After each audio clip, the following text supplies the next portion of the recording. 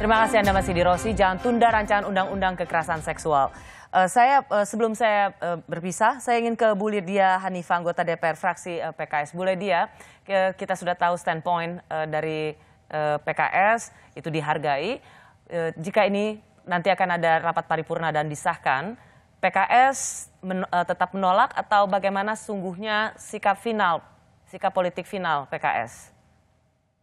Sampai saat ini sebetulnya kan kita sudah tahu ada beberapa hal yang menjadi catatan dari PKS. Ada poin-poin yang disetujui dan poin yang tidak disetujui, dan secara keseluruhan di dalam rapat balik sudah disampaikan bahwa fraksi PKS menolak. Dan itu menjadi bagian dari hal yang nantinya harusnya bagian yang harus kita diskusikan dan tidak lagi diselesaikan. Di DPR sudah diselesaikan, disampaikan sikap kami di balik. Dan itu tentu kami juga menghormati ketika ada banyak hal-hal yang sudah kami apresiasi, sudah ada poin-poin yang sudah dimasukkan, ada beberapa usulan kami yang diterima, ada juga yang tidak diterima. Itu sebenarnya saat dalam sebuah pembahasan itu suatu hal yang wajar. Jadi standpoint kami sama seperti waktu di dalam badan legislasi itu. Persoalannya karena ada hal yang menurut kami yang harus diselesaikan secara makro. Tapi proses saya punya catatan satu.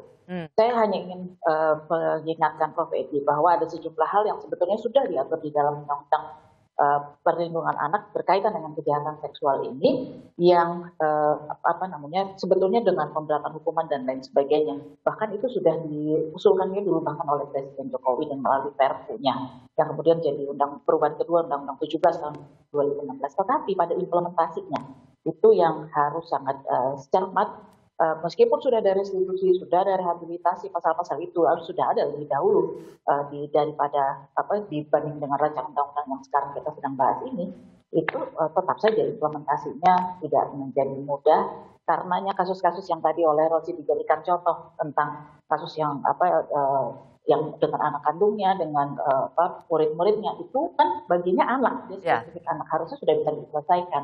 Nah ini jadi catatan kita semua sebetulnya. Baik, terima kasih Bu Lydia.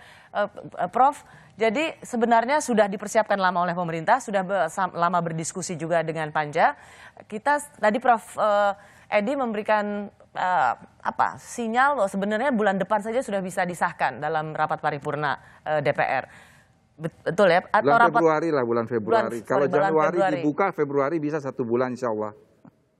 Gitu, bisa langsung disahkan jadi undang-undang kapan kira-kira feeling Anda? Tahapannya adalah kami akan memparipurnakan ini sebagai hak inisiatif DPR di awal masa persidangan ini. Habis itu kita kirim ke pemerintah.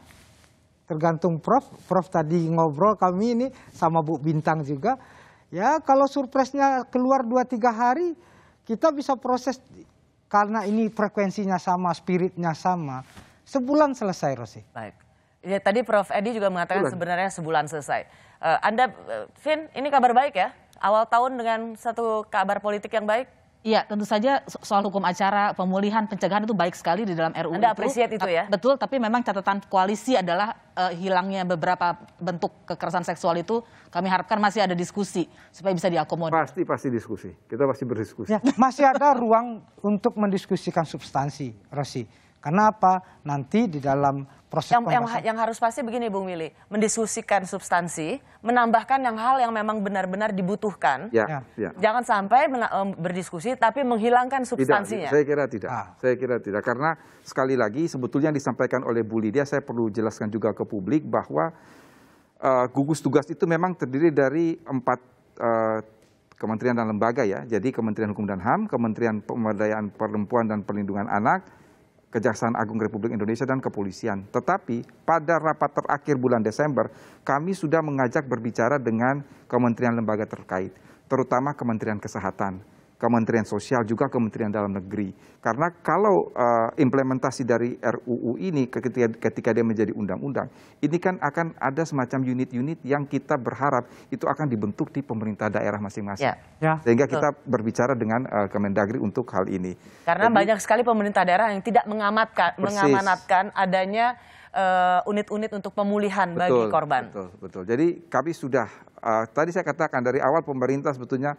well prepare, bukan saja dalam soal substansi, tapi sudah memikirkan bagaimana nanti ini dalam implementasinya. Visum contohnya baru Jakarta yang gratis. Ya. Nah, Terima kasih. konsekuensi itu yang penting. Baik, terima kasih Prof.